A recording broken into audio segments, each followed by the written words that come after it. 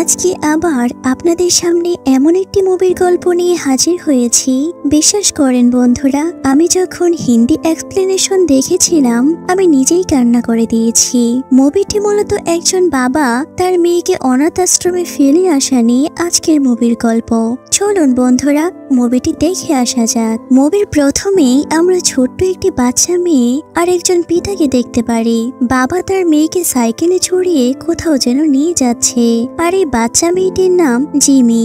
Jimmy আজ খুব খুশি, কেননা জিমির বাবা আজকে নতুন জামা আর নতুন জুতা কিনে দিয়েছে জিমিকে। পরের দিন সকালে জিমিকে তার বাবা বাসে করে কোথাও যেন নিয়ে যাচ্ছে, আর মাঝপথে বাস থামানো হয়। আর জিমির বাবা জিমিকে বড় একটি দোকানে নিয়ে জিমির পছন্দের কেক কিনে দেয়, আর এতে জিমি খুব খুশি তার বাবার ব্যবহারে।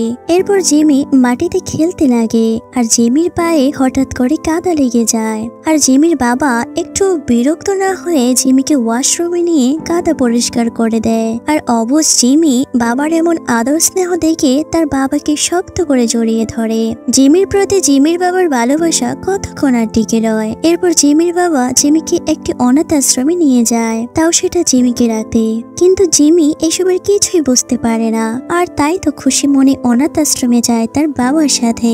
জিমি বলে, বাবা এখানে কেন আমাকে নিয়ে আসলে? তখন জিমির বাবা বলে, আজকে থেকে তুমি এখানেই থাকবে, আর তোমার আশেপাশে যেসব ছেলে মেয়ে আছে তারা আজকে থেকে তোমার বন্ধু।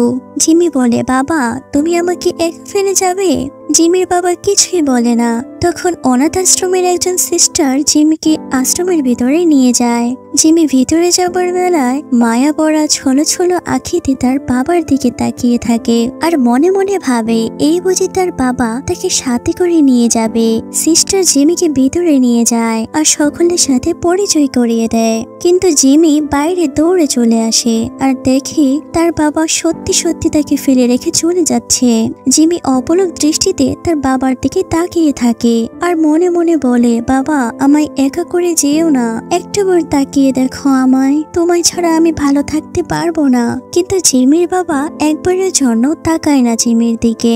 এরপর আশ্রমের অন্যান্য ছেলে মেয়েদের কেক খেতে দেয় অনাথ আশ্রমের সিস্টার, আর জিমিকেও খেতে দেয়। তবে জিমি কেক খায় না, প্রচন্ড মনে দুঃখ আর কষ্ট নিয়ে চুপচাপ বসে থাকে। তখন সিস্টারগণ বাহিরে এসে জিমিকে বলে, শোনো জিমি, আজকে থেকে তোমাকে এখানেই থাকতে হবে, শুধু শুধু মন খারাপ করলে হবে না। তোমার জন্য কিচেনে কেক রাখা আছে, যখন তোমার ক্ষুধা লাগবে তখন খেয়ে নিও। আর জিমি সকাল থেকে রাত্র পর্যন্ত তার বাবার জন্য অপেক্ষা করে, আর মনে মনে ভাবতে লাগে কোনো না কোনো একটা সময় তার বাবা তাকে নিয়ে যাবে অনাথ আশ্রম থেকে। কিন্তু জিমির বাবা আর আসে না।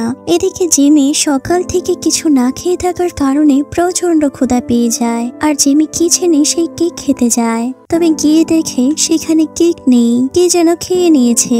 আর জিমি ক্ষুধার তাড়নায় ফ্লোরে বসে পড়ে আর সেখানে ঘুমিয়ে পড়ে। আর আশ্রমের কোনো এক সিস্টার জিমিকে কোলে নিয়ে বিছানায় রেখে আসে। পরের দিন সকাল হয়, আর সিস্টারগণ এক এক করে সকলের গায়ের জামা কাপড় চেক করতেছে, কারণ যাদের কাপড় চোপড় ময়লা হয়ে গেছে তাদের কাপড় চোপড় ধুতে হবে, আর যাদের জামা পুরনো কিংবা ছিঁড়ে গেছে তাদের নতুন জামার ব্যবস্থা করতে হবে।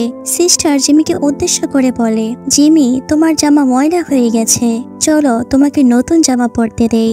জিমি বলে, না আমার বাবা আছে, আমি অনাথ না, আমার জন্য আমার বাবা নতুন জামা নিয়ে আসবে। এরপর জিমি সহ আশ্রমের বাচ্চাদের খাবার খেতে দেওয়া হয়, আর জিমি একদমই খাবার খায় না, বরং রাগ করে খাবার ফেলে দেয়। তখন সিস্টার বলে, শোনো জিমি, এটা তোমার বাবার ঘর না যে তুমি রাগ দেখাবে আমরা মেনে নেব, চুপচাপ করে ফেলে দেওয়া খাবার পরিষ্কার করো। আর এটা বলে সিস্টার সেখান থেকে চলে যায়। এরপর আমরা দেখতে পারি সখী নামের এক মেয়েকে। সখী এসে বলে, চলো জিমি, তোমাকে আমি ফেলে দেওয়া খাবার পরিষ্কার করতে সাহায্য করি। এরপর তারা খাবার পরিষ্কার করে। এরপর জিমি আশ্রমের ম্যানেজারের কক্ষে যায় আর রিকোয়েস্ট করতে লাগে, বলতে লাগে, স্যার আপনি আমার বাবাকে একটা ফোন দেন আর বলেন তোমার মেয়ে জিমি একদমই থাকতে পারতেছে না, দয়া করে যেন আমাকে এখান থেকে নিয়ে যায়। তবে ম্যানেজার অনেক খোঁজাখুঁজি করে নাম্বার বের করার জন্য, কিন্তু নাম্বার পায় না।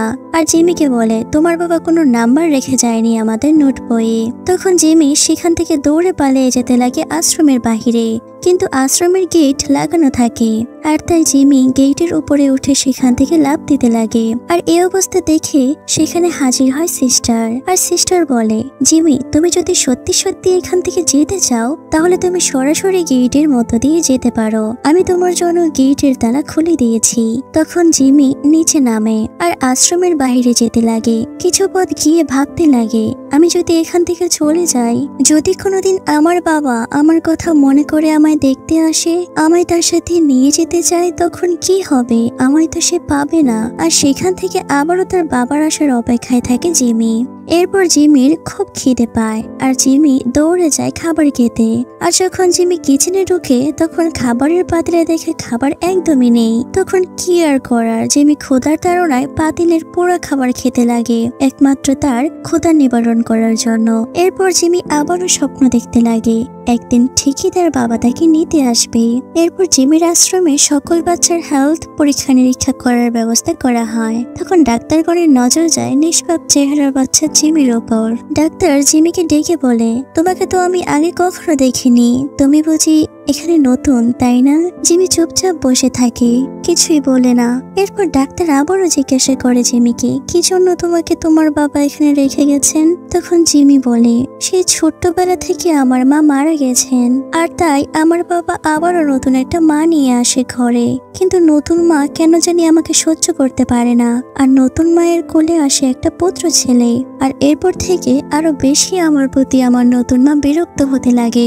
একদিন আমার বাবা আমাকে সুন্দর করে গোসল দিয়ে আর নতুন জামা কাপড় আমার গায়ে পরিয়ে আমায় মিথ্যা বলে এই অনাথ আশ্রমে ফেলে গেছে। আমি আজও আমার বাবার জন্য অপেক্ষা করি। বিশ্বাস করেন বন্ধুরা, এই কথাগুলো জিমি অবুঝের মতো করে যখন বলে তখন আমার মনের অজান্তে জল চলে আসে আমার চোখের কোণে। এরপর আমরা দেখি জিমি আর সুখী তাদের মধ্যে ভালো একটা সম্পর্ক গড়ে ওঠে। জিমি এখন নিজেকে হাসি খুশি রাখে যেন সুখীকে পাশে পেয়ে।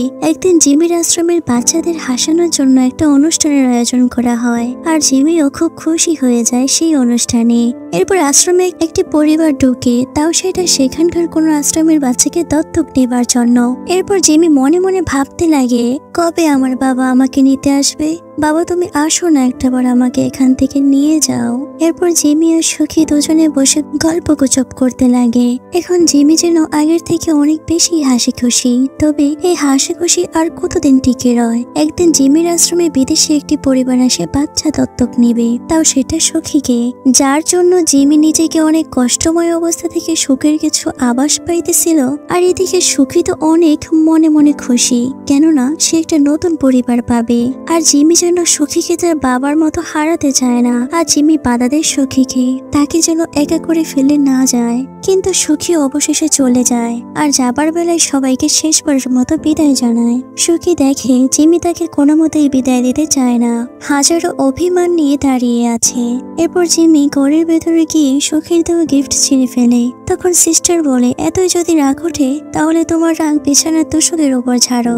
আর জিমির হাতে দেয় শুকনো মোটা একটা লাঠি, আর এই লাঠি দিয়ে জিমি অনেক জোরে জোরে তোষকের উপর পিটাতে লাগে।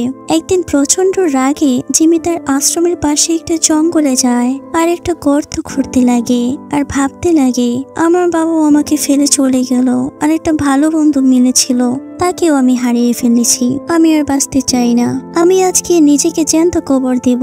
আর এটা বলে জিমি গর্তে শুয়ে পড়ে আর নিজের উপর মাটি চাপা দিতে লাগে। যখন জিমির নিঃশ্বাস যায় যায় এমন অবস্থা, তখন জিমি তার নাকের উপর থেকে মাটি সরিয়ে নেয় আর মনে মনে ভাবতে লাগে মৃত্যু কতই না কষ্ট। অবশেষে জিমি আবারও আশ্রমে ফিরে আসে।